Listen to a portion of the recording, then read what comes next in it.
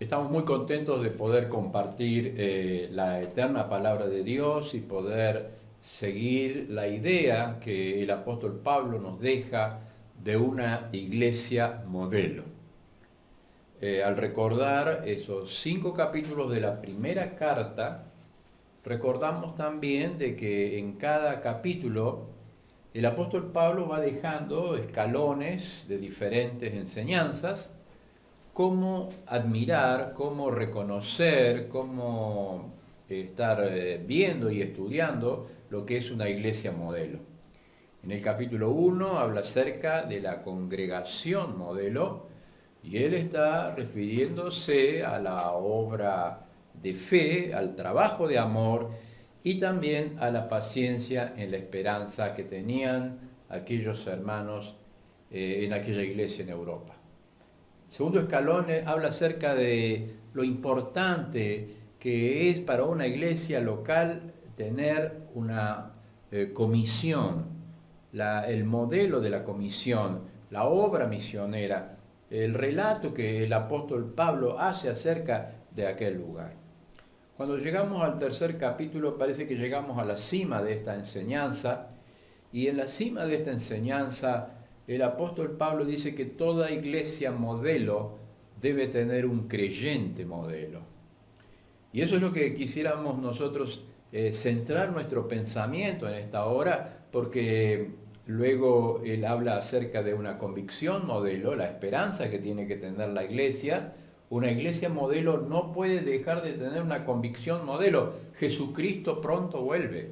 Jesucristo vuelve a buscar a su pueblo. Dice el apóstol Pablo, yo no quiero, hermanos, que estén tristes, no quiero que estén tristes. ¿Cuántas cosas hoy nos provocan tristeza? ¿Cuántas cosas hay amargura en nuestro corazón en esta hora? ¿Cuántas cosas hacen que nuestro corazón esté triste? Pero dice el apóstol, no quiero que estén tristes como los que no tienen esperanza. Si hay algo hermoso en el creyente es que tenemos esperanza, que tenemos una convicción tan grande del cielo, una convicción tan grande de aquella entrada gloriosa que un día vamos a tener al cielo, donde no entran las enfermedades, donde no entran las lágrimas, donde entran los llantos, donde Él va a enjugar todas las lágrimas. Qué hermoso es poder tener una iglesia modelo que tenga una convicción de esta naturaleza. Pero termina la carta hablando acerca de esta iglesia modelo teniendo una conducta modelo. La conducta modelo que cada creyente y cada miembro, cada don, cada servicio debe tener en una iglesia modelo. Es por eso que nos recordamos y nos introducimos a este pensamiento de decir de que el apóstol Pablo va a hablar acerca de lo que es una iglesia modelo. Y en esa enseñanza, en la parte más alta de esta enseñanza, en la parte más importante de esta enseñanza, va a decir que nunca va a poder existir una iglesia modelo si no tiene un creyente modelo. Y esto es lo que vamos a leer en esta hora, en Primera Tesalonicenses, el capítulo número 3, porque allí vamos a estar descubriendo cómo el apóstol Pablo se interesa por los hermanos que estaban en Tesalónica. Es enviado Timoteo a ver cómo estaban estos hermanos, cómo estaba su vida espiritual, y vuelve Timoteo trayendo buenas noticias de los hermanos. Qué hermoso es la comunión entre los hermanos, qué hermoso saber que los hermanos progresan, que los hermanos prosperan, que los hermanos crecen. Qué hermoso es tener hermanos que se interesen por nosotros, y es así como el apóstol Pablo va a mostrar esta enseñanza. Pero el centro de lo que va a decir el apóstol acerca de un creyente modelo está en versículos que vamos a resaltar en este momento para que nuestra enseñanza, para que nuestra vocación y nuestro servicio se puedan edificar completamente en esta hora. Fíjese que el apóstol va a marcar la prioridad de lo que es un creyente modelo. ¿Cuál es la prioridad? Dice que había un sabio que quería cruzar un río.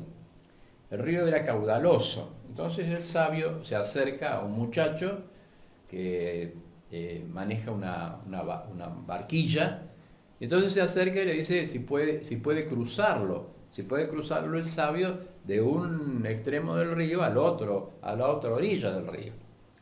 Entonces el muchacho le dice que sí, como no, se sube el sabio, se sube el muchacho a la barquilla y comienza a remar en la turbulenta corriente del río. Entonces el sabio le comienza a preguntar, ¿has estudiado matemáticas? Y dice el muchacho, no, matemáticas no he estudiado nunca. Entonces el sabio le dice, usted ha perdido el 5% de su vida. Le pregunta, ¿usted ha estudiado geografía? Y el muchacho dice, no, yo nunca he estudiado geografía. Entonces el sabio le dice, usted ha perdido el 5% de su vida. Y así le va preguntando de diferentes materias, y el muchacho no sabía nada, ¿no? Entonces el sabio seguía contestándole, usted ha perdido el 5% de su vida. Pero cuando llega a la mitad del río, la barquilla choca contra una piedra y se parte al medio.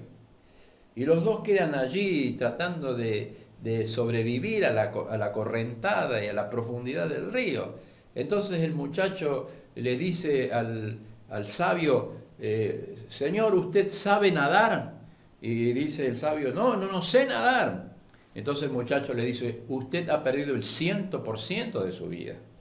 Entonces, ¿qué significa esto? Significa que qué prioridad tenemos que tener en nuestras vidas. ¿Qué prioridad, qué porcentaje de nuestras vidas es importante?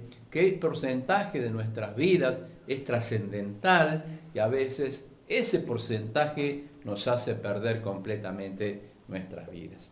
Cuando nos introducimos a pensar qué es un creyente modelo o cuál es la prioridad de un creyente modelo, el apóstol nos va a decir, no puede haber un creyente modelo que no sea santo. La santidad va a ser el punto fundamental en el cual el apóstol Pablo va a enseñar que una iglesia modelo, una congregación modelo, una comisión modelo, una convicción modelo, una comunión modelo, se basa en un creyente modelo, y ese creyente modelo vive de tal manera que muestra la santidad. Vamos a leer entonces esa porción que nos indica la palabra de Dios, porque no solamente el apóstol va a hablar de esta palabra, la santidad, que vamos a referirnos en esta hora, sino que va a hablar acerca de tres prácticas, modelos para vivir la santidad en esta justa enseñanza. Leemos allí entonces 1 Tesalonicenses, el capítulo 3, el versículo 11, dice, mas el mismo Dios y Padre nuestro y nuestro Señor Jesucristo dirija nuestro camino a vosotros. Y ahí está terminando la proclama de que Timoteo ha traído buenas noticias y el deseo que tiene el apóstol de acercarse nuevamente a esta iglesia. Dice el versículo 12, y el Señor os haga crecer y abundar en amor, unos para con otros y para con todos, como también lo hacemos nosotros para con vosotros, para que sean afirmados, aquí está el centro de nuestro pensamiento, para que sean afirmados nuestros corazones irreprensibles en santidad, delante de Dios nuestro Padre, en la venida de nuestro Señor Jesucristo con todos sus santos.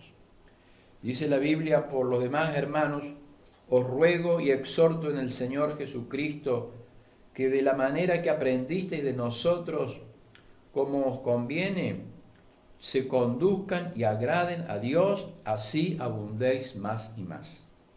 Porque ya sabéis qué instrucciones os dimos por el Señor Jesucristo. Y aquí está como un centro, aquí está como una columna vertebral de esta enseñanza, y dice así, pues la voluntad de vuestro Dios es vuestra santificación, que os apartéis de fornicación.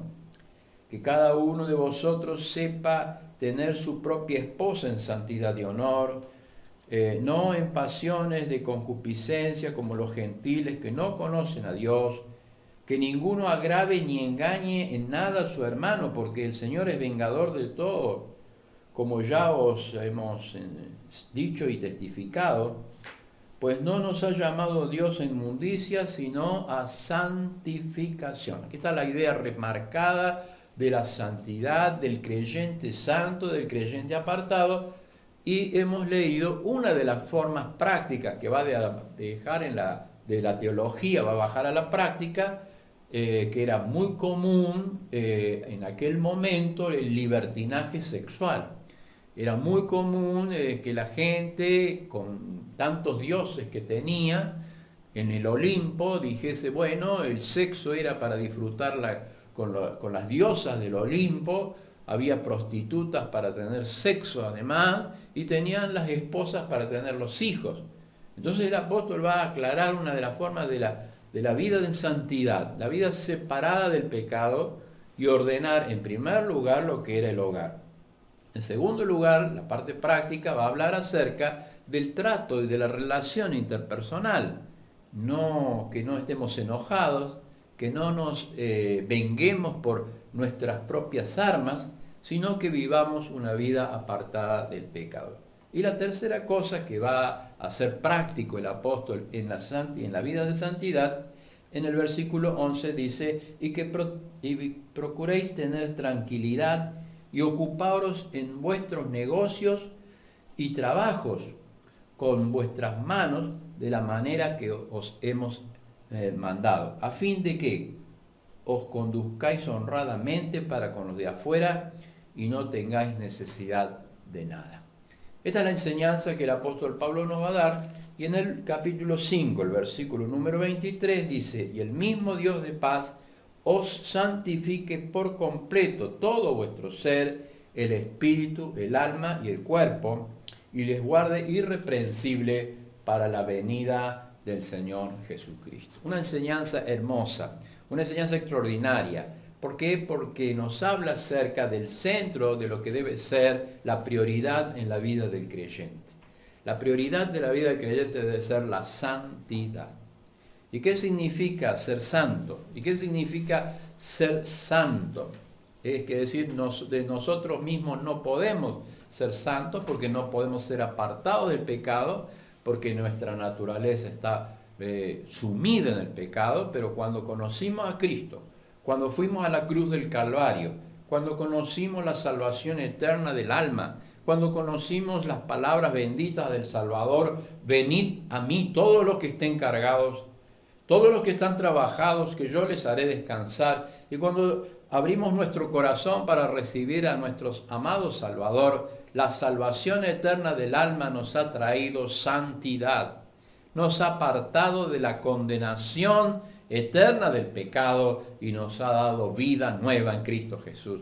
Por eso somos santos, por eso somos un pueblo santo, una nación santa, por eso somos un linaje escogido, por eso somos aquellas personas que llevan la santidad como una posición.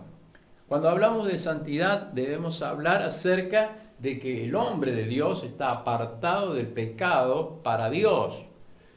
Y también sabemos que la palabra santidad en la Biblia se usa en 5 sentidos que yo quisiera compartir con ustedes. El primer sentido que habla la palabra santidad es la santidad propia de Dios, porque Dios es un Dios santo. Dios es un Dios que no tiene pecado, no tiene mancha.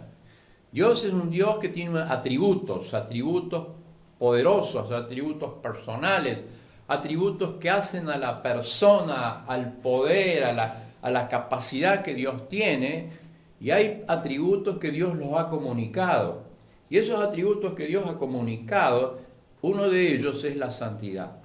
Es el único atributo de Dios que se reitera 3 veces cada vez que se habla acerca de un Dios santo. Cuando Isaías entró a la presencia de Dios, en Apocalipsis cuando se escucha la voz del cielo, y en esa voz se escucha esa santidad que pertenece a Dios y que dice: Santo, Santo, Santo, Jehová, Dios Todopoderoso. Ese es el santo que proclamamos. Ese es el Dios santo que habla acerca de que no puede aceptar el pecado. Es la santidad, una santidad propia, la santidad de Dios. Pero la Biblia habla en segundo lugar de una santidad primitiva. Es la santidad que tuvo la creación cuando Dios la formó.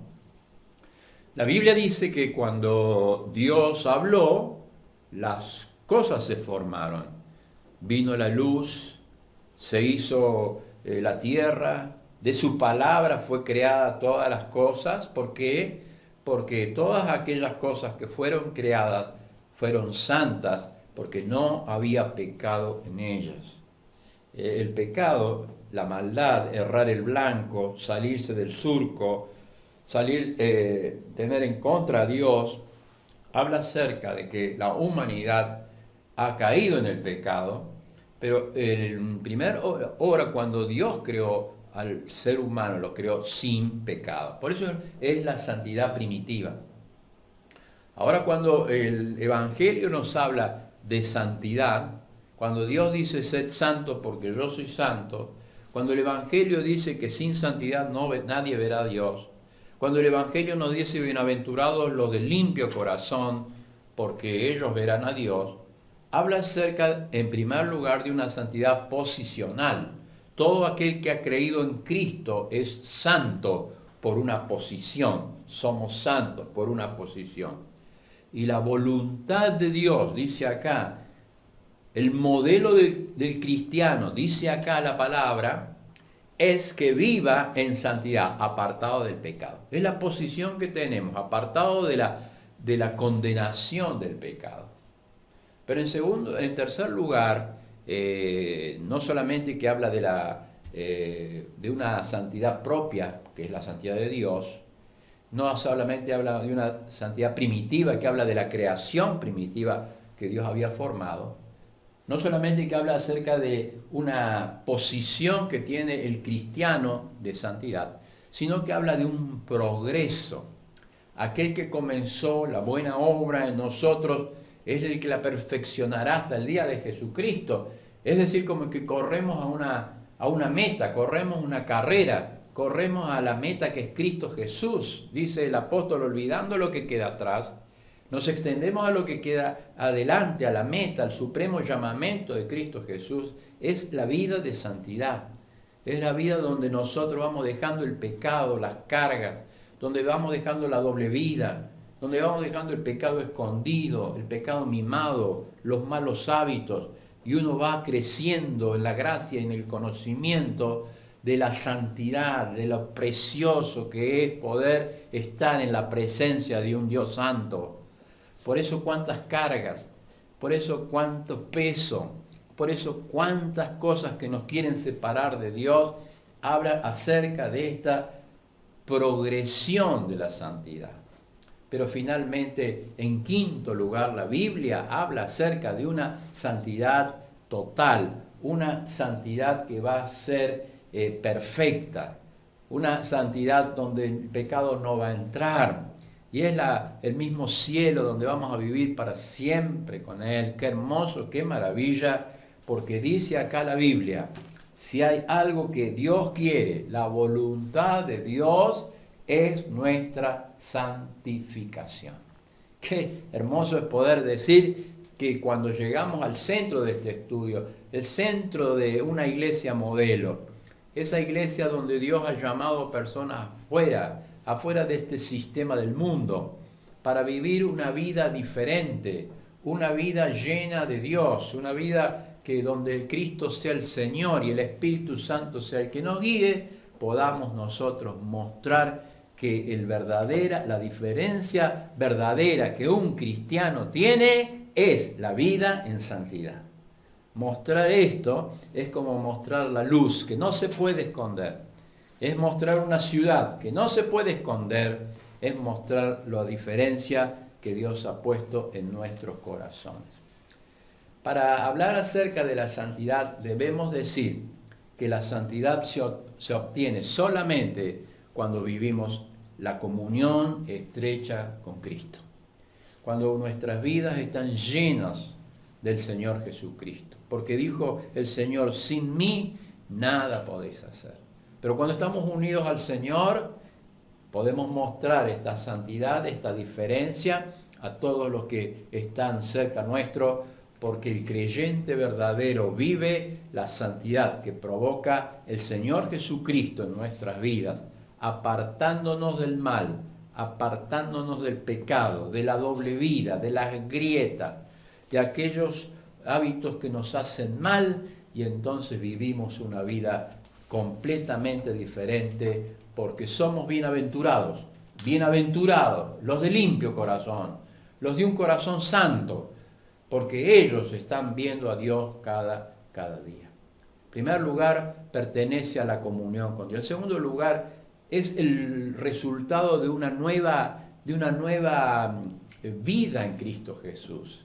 Esto se llama regeneración.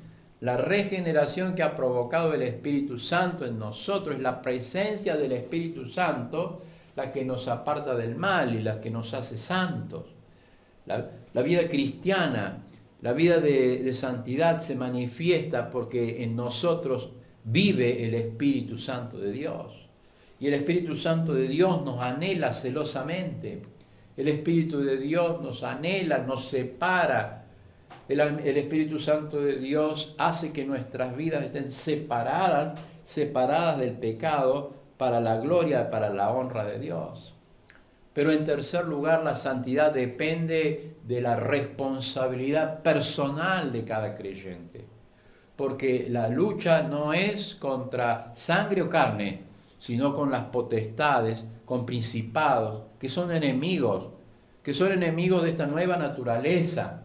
Esa nueva naturaleza que quiere brillar en nosotros, esa nueva naturaleza que quiere crecer en nosotros, pero depende de la voluntad que nosotros esté rendida delante del Señor para que ya el yo sea crucificado y podamos decir, ya no vivo yo, mas Cristo vive en mí. Y todo lo que vivo en la carne lo vivo en la fe del Hijo de Dios, el cual me amó y se entregó por mí, porque es el creyente que se crucifica todos los días para que el yo muera y para que Cristo viva en nuestro lugar. La santidad depende de mi comunión con Dios, la santidad depende de la presencia del Espíritu Santo, la santidad depende de mi entrega, de mi renuncia, de todo lo que yo le doy al Señor. La santidad depende de que yo use los elementos que Dios me ha dado para poder vivir la santidad. ¿Cuáles son esos elementos? Los elementos son la lectura de la palabra de Dios, mi devocional diario, mi comunión permanente con el Señor. Cada día yo descubro en esta letra que se hace viva, que se hace eficaz, que es más específica y más poderosa, más penetrante que espada de doble filo. Es la vida de oración íntima. ¿Cuántas rodillas necesitamos para vivir vida de santidad?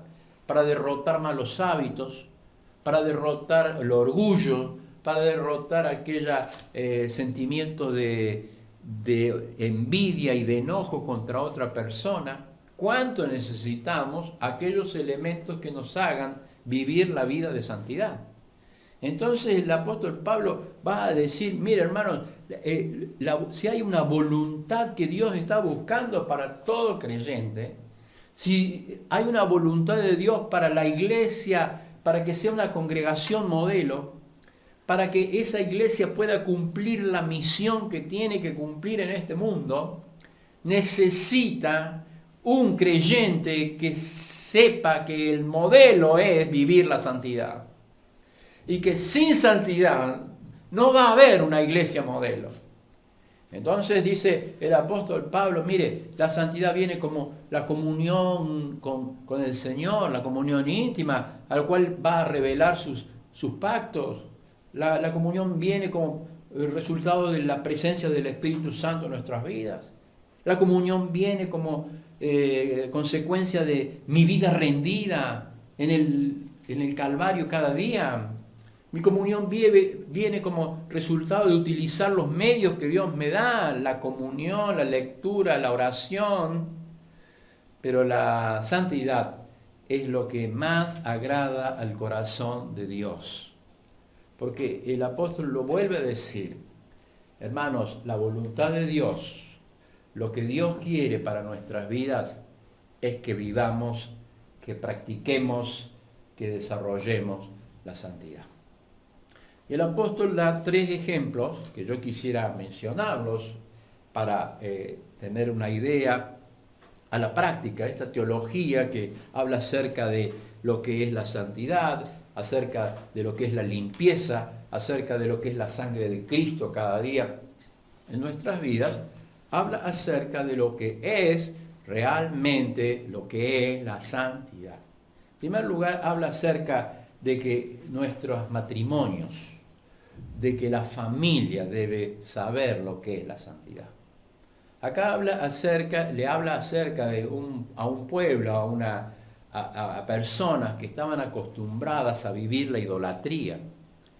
No solamente que vivían la idolatría, sino que vivían un concepto errado de lo que era la familia, de lo que era el matrimonio. Un concepto errado de lo que era realmente lo que Dios había creado, que la familia, Dios ha creado a la familia para bendecirlo al hombre. Y acá lo primero que va a decir, mire, la santidad se vive cuando uno cuida la familia. Cuando en la familia siente que hay un altar familiar donde se lee la Biblia, donde se ora, donde cada persona va a contribuir para que en esa familia se viva la santidad. Qué hermoso es poder decir, bueno, esta teología, esta enseñanza de la palabra es para que la apliquemos cada día a nuestras vidas, para que nuestras vidas puedan decir, Señor, no somos santos, no estamos viviendo la santidad, no estamos desarrollando la santidad en nuestras vidas, pero tu voluntad es esa. Y lo primero que habla es a la familia, lo que el diablo hoy está destruyendo.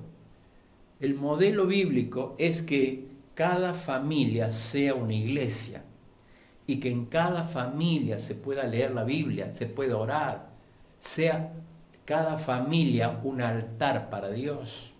Que cada matrimonio pueda mostrar que realmente vive la santidad allí en lo secreto, allí en lo íntimo de cada uno de los corazones. Qué importante es ser ejemplo, qué importante es poderse levantar como una iglesia poderosa como era la iglesia de Tesalónica, pero lo importante es que ellos eran un ejemplo para ser santos y para poder llevar familias que también fueran santas.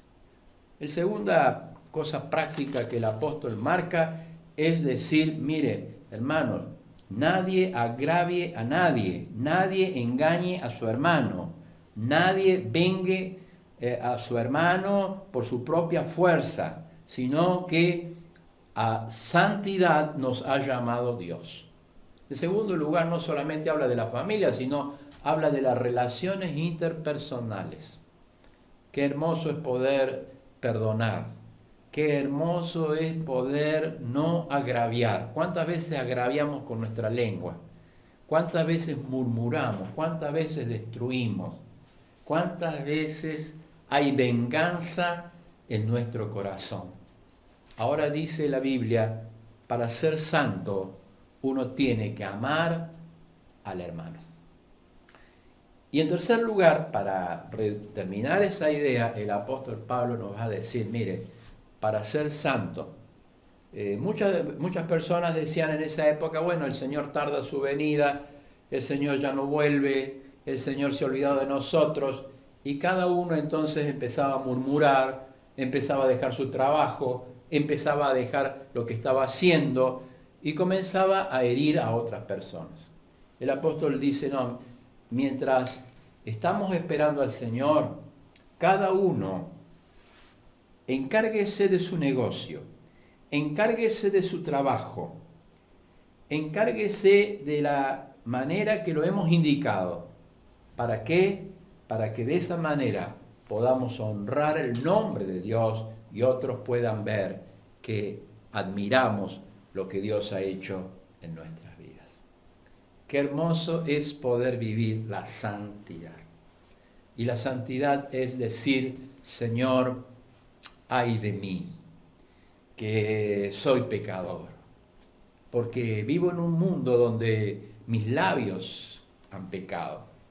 Y entonces dice la Biblia que voló un ángel y tocó con el carbón encendido la boca de Isaías para limpiarle y para decirle que él también conocía la santidad. Qué hermoso habrá sido el momento de entrar a la presencia de Dios, al Rey, al Adonai, y escuchar los serafines que decían: santo, santo, santo.